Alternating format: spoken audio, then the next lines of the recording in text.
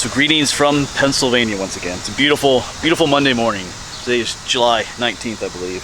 Just had some pretty hot days of our own out here in Pennsylvania, but today is much nicer. All right, but we are in the Harrisburg area, state capital area.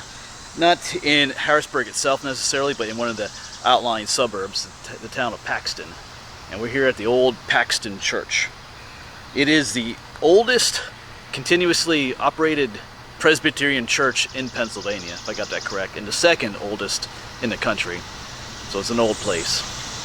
There's the stone churches here, which is built in, I think around 1740.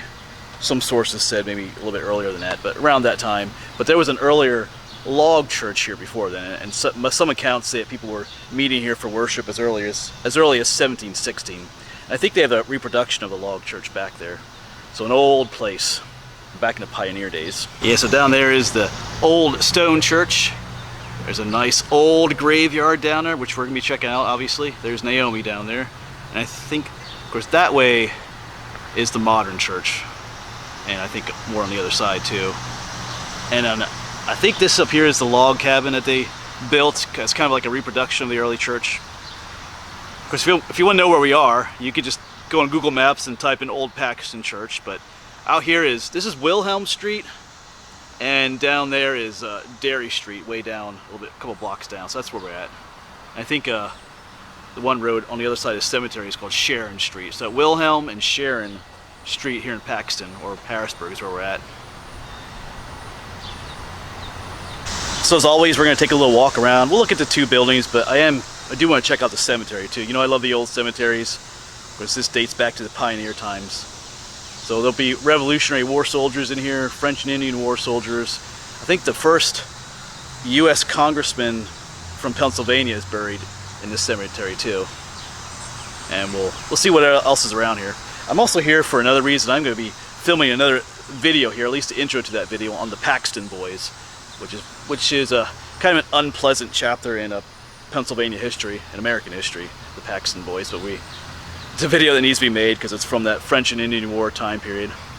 But yeah, of course we're in Paxton and the Paxton Boys. But that's for another video. That'll probably be the next one I make after this one. All right, I'm gonna quit yapping and we'll take a walk around. I think we'll walk up to the old log, well, the reproduction log church first, and we'll take a look at the stone church, and then we'll hit that cemetery, see what we can find in there. Yes, like I said, I believe this is, from what I've read, this is the reproduction of the log church that was originally here in the early 1700s. Got a fire pit over there. A little outdoor chapel. But this is not where the original log church was located. It was located down there somewhere. I think there's a plaque down there somewhere that states where it was located. We'll try and find that later. Yeah, quaint little log cabin. I think it looks a little bit nicer than it would have back then, maybe. Probably would have looked a little bit more rustic. Yeah, so just walking around a bit. I don't see any kind of a plaque or anything saying that this was a reproduction, but that's what I read online. Thought there might be something up here to read about. Alright, so in a moment we'll head back down that way.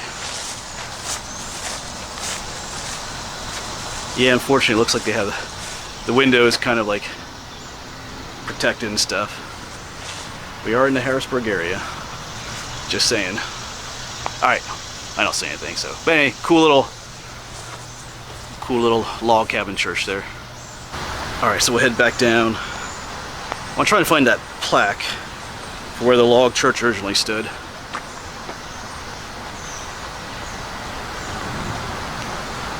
But here's the old original 1740 church, old stone church. Beautiful little arches above the windows.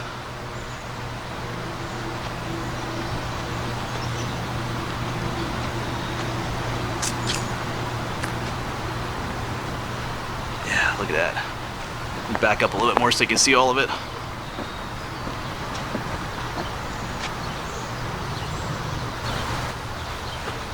Yeah, and over there is the more modern church. I'm assuming they still meet in here at times. You know, maybe that's not, maybe I'm wrong. Maybe there's just office buildings over there. And they still meet in this building for their church service. That's probably the way it works. But I see a plaque right up front here. Let's go check it out. Yeah, here we go. This marker is placed on the site of the original log church building erected by the Paxton congregation about 1716. The top stones of this marker formed a part of the building supports and were excavated on this location around 1931. Cool. So these stones are part of that old log church. There's the old stone church. Yeah. There's a newer one over there. Alright, time to hit up the cemetery. Yeah, I mean, I see right off the bat, I see a bunch of Revolutionary War markers. Some oldies.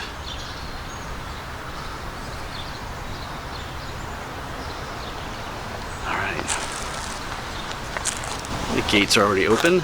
Alright, here we go. In memory of the heroes of the Revolution, frontier defenders and soldiers of the French and Indian War, buried in Paxton churchyard. Because that has a whole list of the Revolutionary War soldiers here. A whole bunch of them. That's a lot of men in here. And others whose names are unknown, so there's some unknown ones in here. Gives their ranking, captains, majors, surgeon, Thomas Wiggins, privates. Wow. Over there were the Revolutionary War ones, and here they have a plaque for the frontier defenders and soldiers of the French and Indian War. Reverend John Elder, of course, we'll be talking about him in a later video. Got some captains, lieutenants, ensigns, surgeon, John, oh, so he served in both wars. Bunch of soldiers here.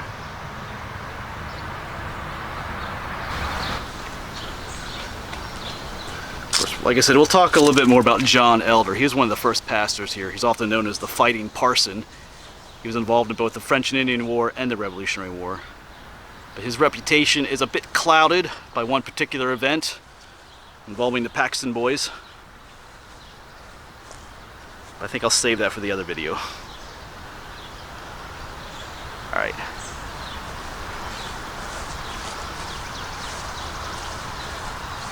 Let's see what we can find. Yeah, so right away we do have some Revolutionary War veterans. These are the ones I saw just from the outside there. In memory of William. 1788. Looks like he passed away. 51 years. Yeah, you got the markers there.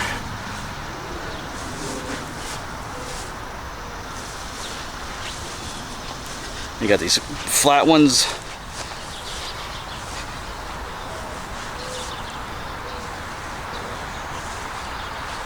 There's the name Elder. This is the Elder family plot. These are probably descendants of that first pastor, one of the first pastors, John Elder. Because the farther up here we go, farther back in time we go. Civil War veterans. That's what that marker right there means. Samuel Elder.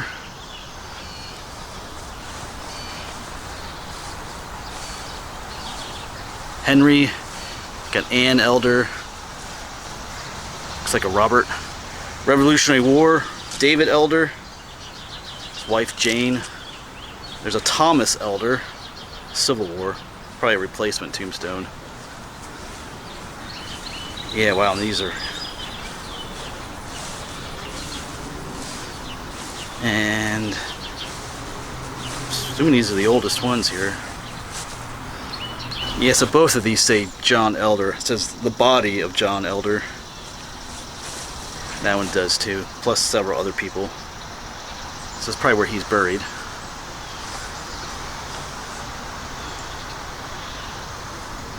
I'm kind of looking, once again, you know, there's plenty of Revolutionary War soldiers, but I am looking, keep my eyes open for this French and Indian War markers too.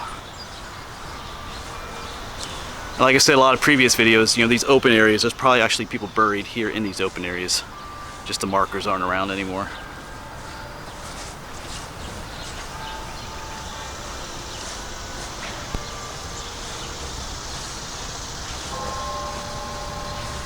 It's up there way is some of the more newer ones.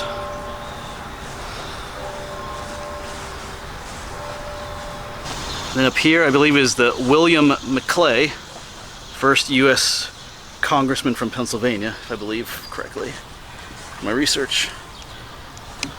Yeah, buried here is the first U.S. senator from Pennsylvania in 1789. He and Robert Morris were the first from the Keystone State to be elected to the Senate of the United States from Pennsylvania.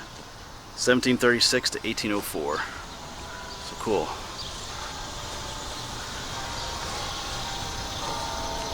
Some of these are obviously replacements. Oh, here, what's this over here? John Harris Jr., 1726 to 1791. Buried here is the founder of the city of Harrisburg. Wow, in 1785, he and 5 others planned to name the city. John Harris. Cool. Founder of Harrisburg. State capital. Yeah, just a whole mixture of different tombstone styles. You got the flat ones. A lot of those. Some of the older ones here. One thing I noticed about when you come out this way, back in my area, the older graveyards are all the tombstones are written in German, because the people that sell the area were all German. Here, they're English, so everything is in English. We got here some oldies. Looks like Elizabeth and John Wigan and his wife. Actually, was that the... I'm looking at the plaque. I wonder if this is the surgeon. The name looks familiar, Wigan. I'll have to double check. The Revolutionary War. Yeah, I just did a double check. It's the surgeon was Thomas Wiggins. So it's a different Wiggins. But he is, here's the French and Indian War one. Here the surgeon is John Wiggins. So that's a bit confusing because his marker is Revolutionary War, but maybe he served in both. Because that one over there says Thomas Wiggins for the surgeon. Anyway, and this is Revolutionary War. Yeah, and this definitely says John Wiggins. So, yeah, he was a surgeon. Looks like he died in 1794, maybe. Age 80-some years. And he definitely has the Revolutionary War marker. Alright. That's history for you. It can always be a little bit confusing. I thought I recognized the name from those plaques. Because there they have him listed as a surgeon during the French and Indian War, but he could easily serve during the... he lived to be until the 1790s, so he was alive during the Revolutionary War too, so he probably served as a surgeon in that time too. Wonder if Thomas was his son or something then. Alright, so cool, we found a surgeon. We often don't hear about the surgeons so much in wartime, but their job was, back in those days, their job was brutal but necessary. I think in a recent video when we were down at Fort Frederick in Maryland, we looked into the surgeon's office area. You saw all those tools that they used to work on folks, the soldiers. But they did what they could with what they had back then, information and knowledge-wise, and all that kind of wonderful stuff. Whew. Here's one you don't see too often: War of 1812. It's an important war, but you don't see as many veterans in that time period. Who is this? Thomas Walker. Died in 1843, age 54. Yeah, it has the 1812 to 1814. Sometimes I confuse these with the Civil War because they have the same general shape. That's War of 1812. Yeah, just a ton of... Everywhere you see a flag is a veteran. Most of these are Revolutionary War. Most of the circular markers are Revolutionary War. Memory of Sarah. Got Robert Comery. Memory of William. Died in 1766. Wow. Sarah died in 1784. Some oldies.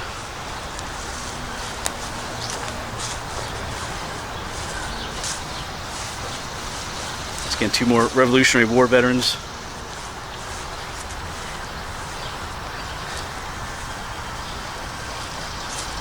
Looks like John let me hold on a second. It looks like John Forster or something like that.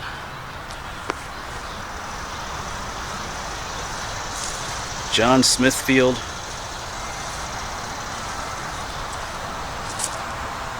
George. So I believe that says George Whitehill, because I read that's his son over there. It's much more legible. But his name, I checked, his name is not on that plaque either, so that's kind of weird. It's listed as a veteran. What war? Does it? Oh well, maybe he's not. There's a flag here, but okay, so maybe he's not a veteran then, even though there's a flag here. Maybe it's misplaced. All right, not sure about that, because like I said, I assumed it was Revolutionary War, but his name was not on either of those plaques. Maybe it was a later war, maybe 1812 or something like that. All right.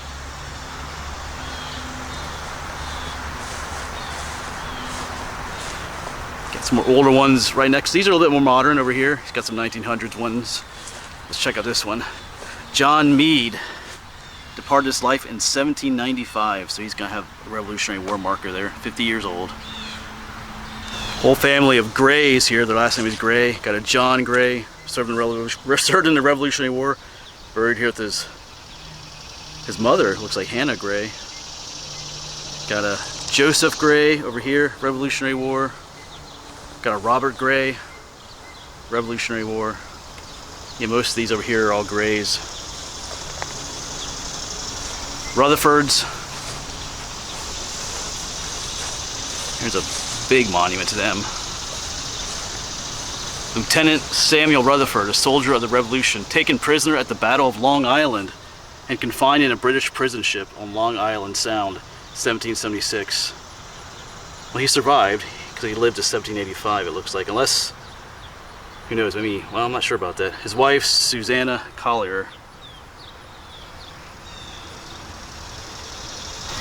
Yeah, it's always, I mean, it's cool to know that they're soldiers, but to know the history of how they served, or like he was a British prisoner. Those prison ships were awful places to be. Yeah, the war was over in 1783, so I'm sure he survived, which is a miracle in and of itself. What else do we have here? Erected in the filial regard by the descendants of Thomas and Jean Rutherford, natives of Cookstown, Ireland, the former of whom came to America in 1729 and the latter in 1728. They were united in marriage at Donegal, Lancaster, 1730. Settled in Paxton, 1755. All right, Captain John Rutherford, a soldier of the Revolution, 1737 to 1804, and his wife, Margaret. And another Rutherford, but no, well, a couple of them, but no history about them. Yeah, I love when the markers say more about the life of the person who's laying here. A lot of times they don't do that. It's interesting, how they served, where they served, what battles and things like that. Makes it a little bit more personal. All right, we'll look at a few more here. There's a bunch of those older style ones here. Yeah, the bugs. I don't know if you can see the flying gnats around my head, but the bugs are pretty bad out here. All right, but it's summer, that's the way it is. Yeah, and here you have some really old ones. You can see even the stone is like crumbling a little bit there. I see a date of 1753. Wow, right down to the bottom there. Yeah, check out this stone. I see a date of 1764. So these are French and Indian War era folks. Roughly 1755 to 1764 time. So he might have been a veteran then, or a victim. Well, probably not a victim because the French and Indian War ended before 1764. But there were other attacks after the French and Indian War. There was something called Pontiac's War, or Pontiac's Rebellion, and settlers were killed in that time period too.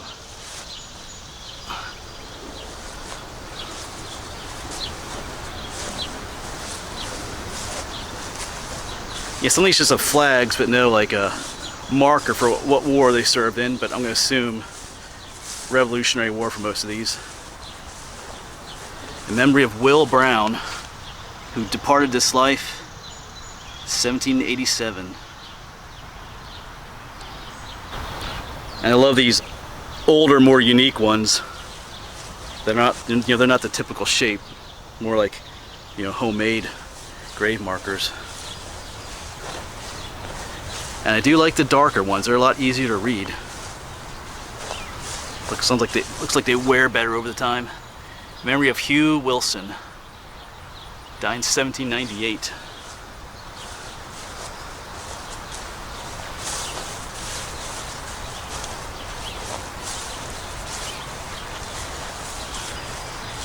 Here lies the body of Moses Wallace, who departed this life in 1805.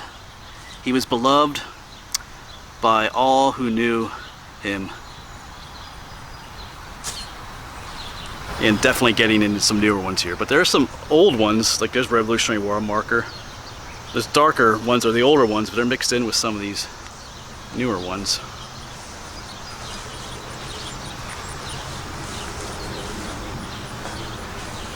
If there's looking up back towards the old church up there.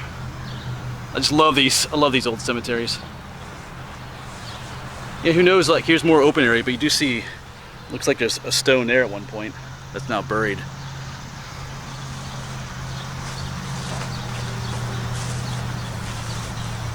Here lies the body of Hugh Wilson, died in 1796.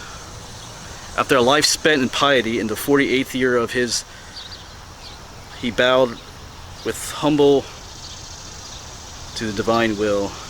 Yeah, definitely a beautiful spot to visit. And if you're into old churches, history from Revolutionary War, French and Indian War, it's worth a visit just to walk around a little bit, look at the graves. You know, read about the people, you know, confined to a prison ship during the Revolutionary War. Interesting history. You know, I keep saying in my videos, and you know, if you've been watching John's videos too, Hometown Historian, you know, we all say the same thing. You know, each one of these people, you know, they had a story. Kind of wonder what it was, you know. But at the same time, you know, this is our future too. It's kind of a grim thing to say, but I mean, we may not be buried in a place like this, depending on what happens to us. But you know, this is our future too. But yeah, they all have a story. Kind of cool to sit down and talk with some of them. Just listen to them. But not in this life, at least. Won't be able to do that. Yeah, so like I said, definitely an awesome place to come visit if you want to. But as always, you know, just be respectful of places like this. It's a shame every now and then you hear about, you know, cemeteries being vandalized and old markers being destroyed. Just not sure why people gotta do that, but anyway. All right, yeah, definitely if you're in the area into this kind of stuff, come stop by, visit it. Lots to see here. All right, but I think that'll be it for this video. I'm gonna be working on another video in a moment here on the Paxton boys from that French and Indian War time period. It's not the most pleasant video to make, but it's a part of history. Even the unpleasant stuff is history. All right. We'll save that for the next video. Okay, as always, thanks for coming along, and I'll see you around.